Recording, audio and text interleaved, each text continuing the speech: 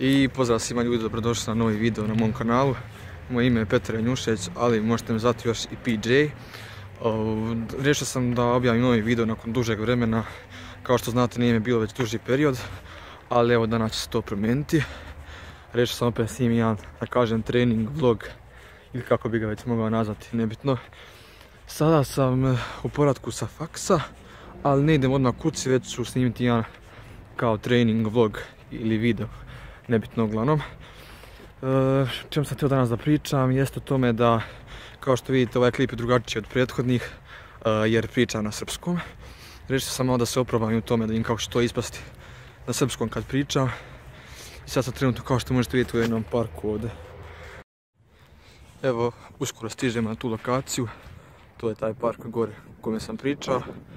Danas je jedan veoma hladan decembarski dan, 7. decembar.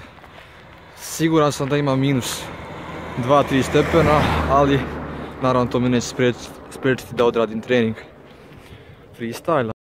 Tu smo ljudi, stigli smo. Iza mene je neki pas koji je sada lajao, ali nadam se da je dobro čuda. Tu sam, ovdje neki neasfaltiran put. Trenutno tražim neko dobro mjesto gdje mogu snimiti par klipova i nadam se da će se ispasti ok. Sad ćemo da vidim. I evo ljudi, konačno našao sam odgovarajuće mjesto. Tu ću snimiti par klipova. Sad ću da postavim kameru i ostatak opreme, pa da krenemo.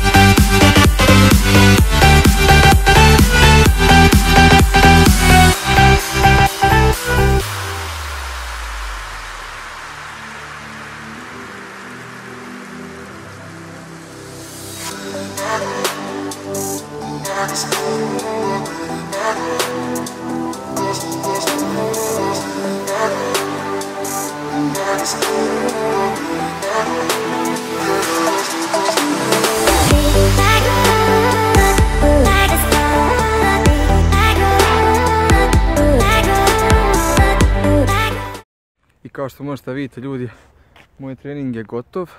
Nažalost morao sam da ga prekinem, noć je počela pada, ništa se ne vidi, jebi ga.